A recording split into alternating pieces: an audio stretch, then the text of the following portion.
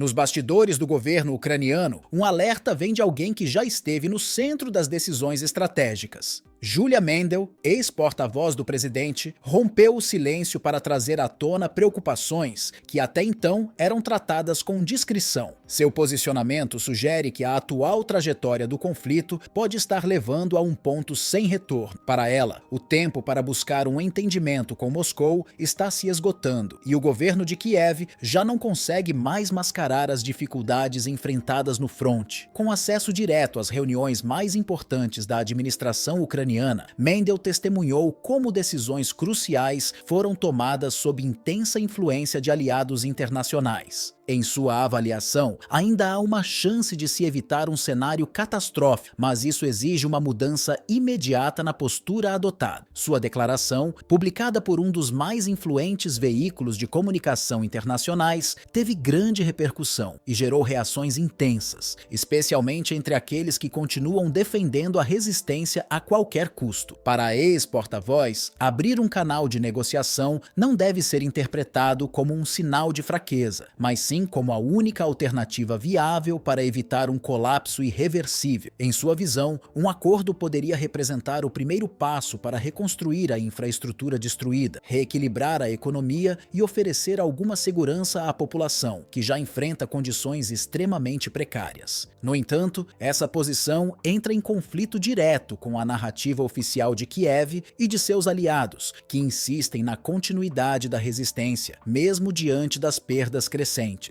A dimensão das baixas humanas é um dos aspectos mais preocupantes da guerra. Dados recentes revelam que, nos últimos meses, o número de soldados mortos ou feridos tem ultrapassado a marca de 50 mil mensalmente. Registros indicam que, em janeiro de 2025, esse número chegou a 51.960, enquanto em dezembro de 2024 foram contabilizados 48.470 e em novembro atingiu 60.805. Essa taxa de perdas levanta questionamentos sobre a real capacidade das forças militares de sustentarem as operações por muito mais tempo. Outro desafio crítico é a dificuldade de reposição de combatentes. Os centros de recrutamento conseguem alistar cerca de 30 mil novos soldados por mês, uma quantidade insuficiente para repor as baixas registradas no campo de batalha. Além disso,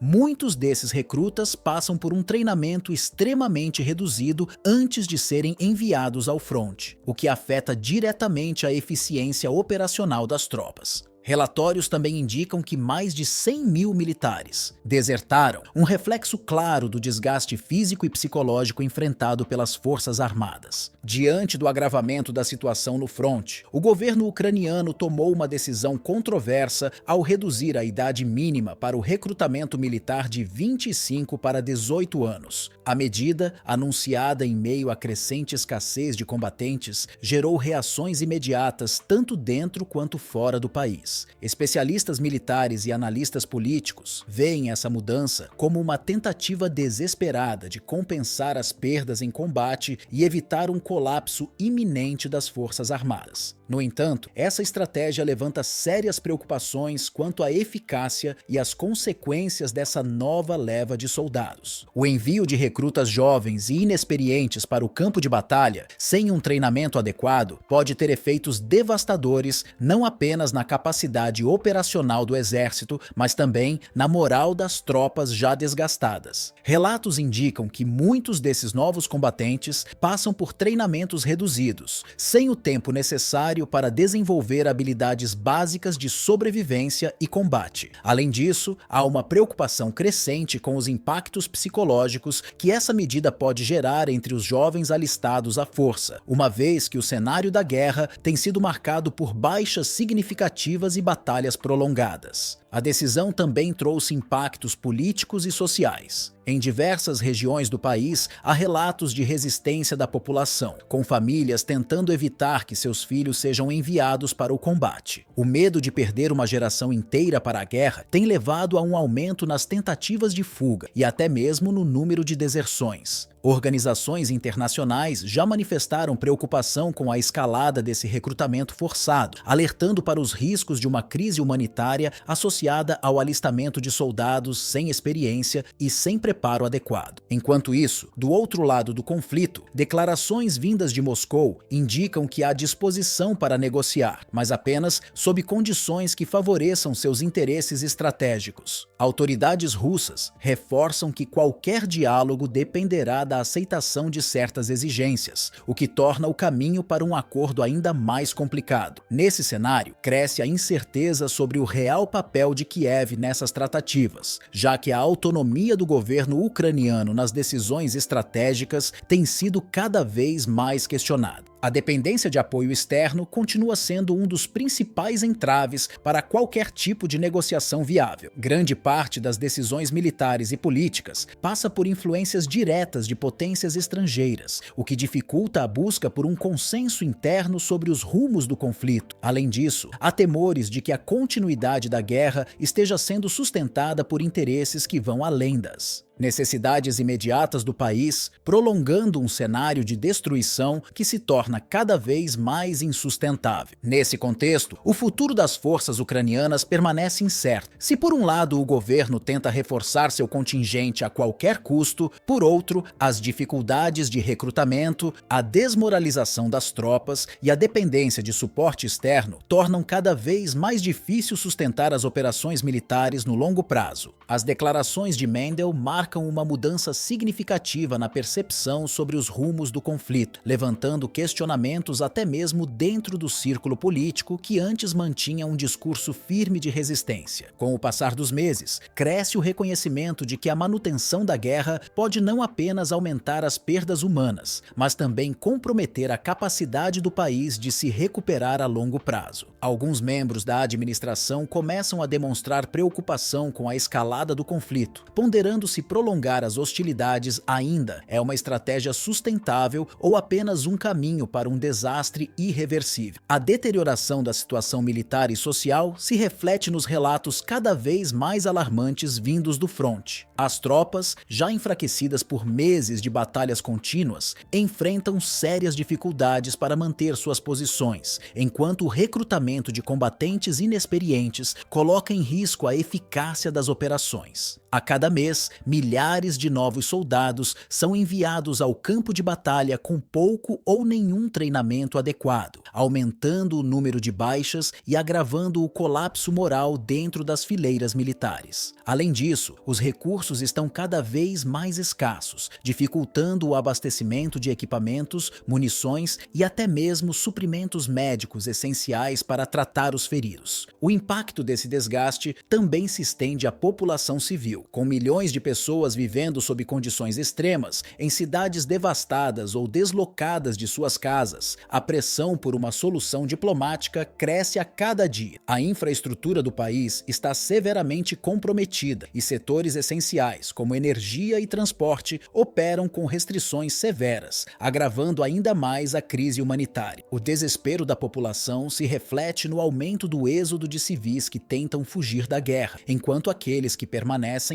enfrentam dificuldades diárias para sobreviver em meio ao caos. Apesar desse cenário desolador, o governo ucraniano segue mantendo sua postura oficial de resistência. Autoridades continuam insistindo na necessidade de manter as operações militares, mesmo diante das dificuldades crescentes. No entanto, a discrepância entre o discurso oficial e a realidade no campo de batalha se torna cada vez mais evidente. Relatórios apontam que o avanço do outro lado do conflito tem sido consistente, com tomadas estratégicas de território e um enfraquecimento gradual das forças de defesa. Enquanto isso, os líderes militares do lado oposto observam atentamente os acontecimentos, cientes de que uma decisão inevitável pode estar se aproximando. Com o cenário militar se tornando cada vez mais desfavorável para Kiev, especialistas acreditam que uma mudança de postura pode se tornar uma necessidade incontornável. A grande questão, no entanto, é se haverá tempo e espaço político suficiente para que uma negociação seja considerada antes que o país enfrente um colapso total.